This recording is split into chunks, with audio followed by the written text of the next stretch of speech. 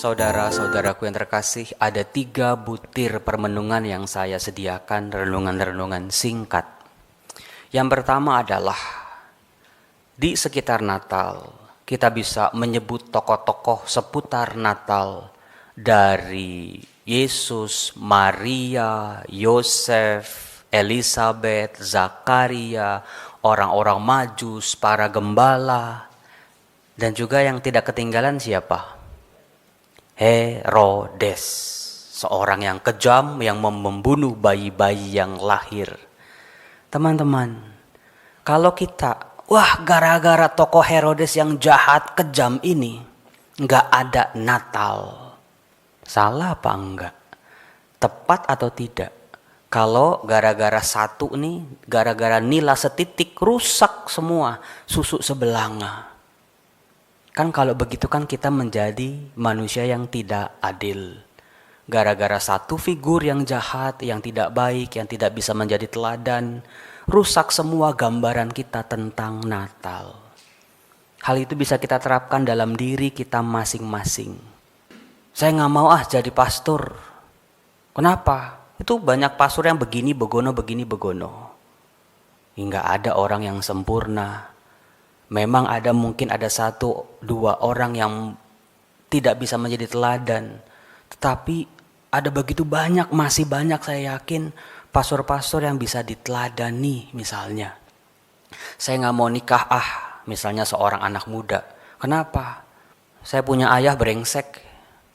Lalu gak mau menikah, takut jadi ayah, takut jadi orang tua. Tapi kan ada begitu banyak masih ayah-ayah, bapak-bapak yang bertanggung jawab yang baik. Kita bisa menerapkan hal ini dengan berbagai macam konteks kita. Berkat Tuhan, kebaikan Tuhan masih bekerja, belum selesai. Itu gagasan yang pertama. Jangan sampai Natal kita rusak hanya gara-gara satu figur yang namanya Herodes. Jangan sampai hidup kita rusak, gambaran imamat kita rusak, gambaran kita tentang hidup perkawinan rusak gara-gara 1-2 orang yang memang tidak bertanggung jawab. Renungan yang kedua, Ibu Bapak, teman-teman, apakah sadar ketika kita menyimak bacaan-bacaan dalam perayaan Ekaristi, dimulai dari kemarin, hari ini, sampai nanti nih, sepanjang minggu Advent yang keempat. Ternyata tokoh-tokoh yang ditampilkan dalam bacaan Injil itu adalah tokoh-tokoh seputar orang tua Yesus dan Yohanes. 2 pribadi yang menjadi tokoh besar dalam perjanjian baru, dalam rangka keselamatan Allah. Jadi menyempit polanya dari orang-orang banyak disebut sampai keturunannya Yesus waktu silsilah itu lama-lama menyempit ke Yosef, Maria, Zakaria, dan juga Elisabeth. Apa artinya? Kalau kita lihat 4 tokoh ini, saudara-saudara, masing-masing beda. Masing-masing punya caranya yang berbeda dalam menerima tugas dari Tuhan, dalam menjalani tugas dari Tuhan, sampai mereka menyelesaikan tugas dari Tuhan. Masing-masing beda. Yosef sama Maria aja beda, Elisabeth sama Maria juga beda. Maka di sini kita diajak sebetulnya untuk melihat pribadi diri kita masing-masing. Aku berbeda dari mereka, aku berbeda dari dia. Bukan berarti perbedaan itu membuat hidupku kurang, hidupku jelek, hidupku nggak sempurna, nggak kayak orang lain.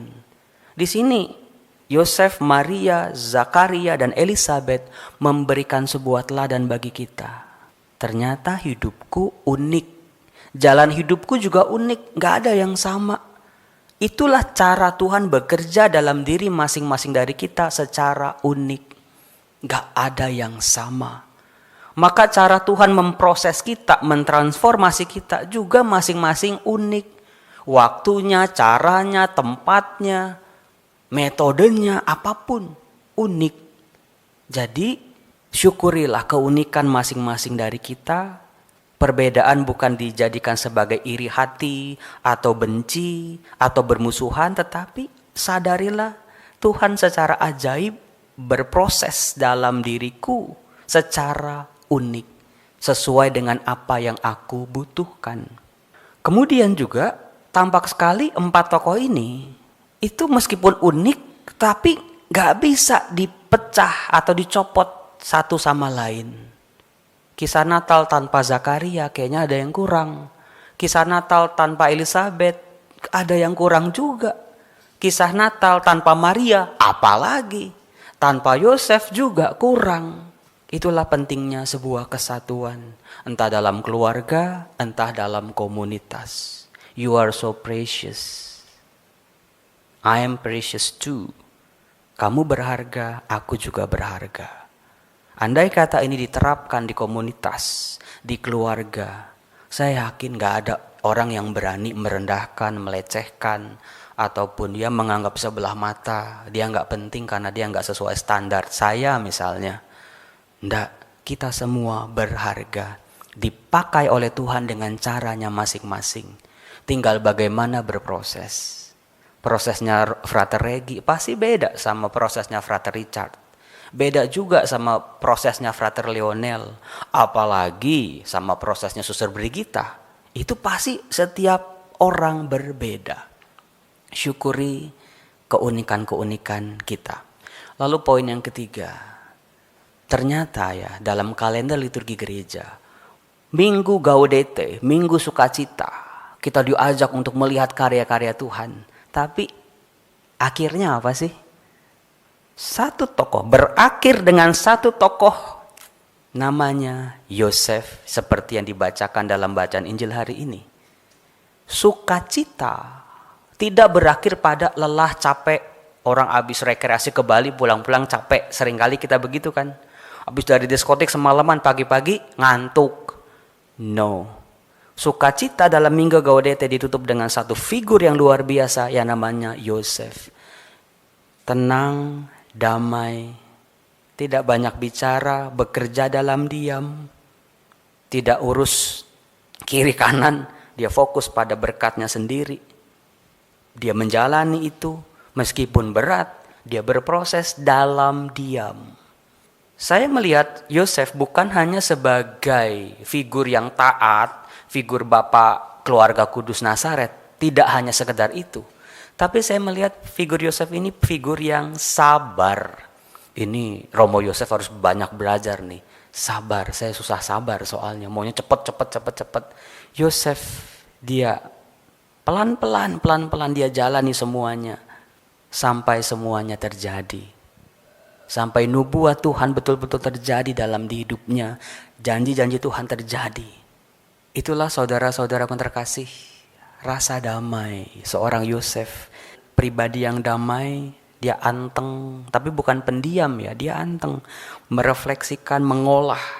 Itulah yang membawa kita pada Minggu Advent yang keempat. Karena besok bukan saya yang khotbah, Injilnya itu tentang Yesus Raja Damai. Bagaimana dari sukacita membawa kita pada Yosef, pribadi yang damai, tenang, dalam diam, berkarya, mengantar kita ke Minggu keempat. Nanti dicek deh sepanjang minggu. Bacaan Injilnya cakep-cakep. Berbicara soal bagaimana pribadi-pribadi yang tadi saya sebut berproses, berjuang, membuka diri, membiarkan berkat Tuhan, rahmat Tuhan bekerja dalam diri mereka. Di akhir khotbah saya cuma mengajak, mari yuk buka diri yuk. Jangan kayak katak dalam tempurung. Hidup saya udah susah Romo, paling susah, paling mengerikan, paling dan lain sebagainya deh. Buka diri. You are so precious, kamu berharga. Biarlah rahmat Tuhan bekerja. Satu-satu. Bukan pakai pikiran kita, pakai rahmat Tuhan yang bekerja. Biar nanti di malam Natal, makasih Tuhan. Kita semua limited edition. Ingat itu ya. Limited edition. I am limited edition. Frater Fandi meskipun mukanya kayak Jimin gitu ya. Tapi ya beda. Karena limited edition. Ya satu-satunya di dunia kayak Enrico ya itu. Nggak ada yang lain. Kita limited edition. Romo Yosef limited edition. Semoga inspirasi ini bisa membantu kita dalam mempersiapkan Natal.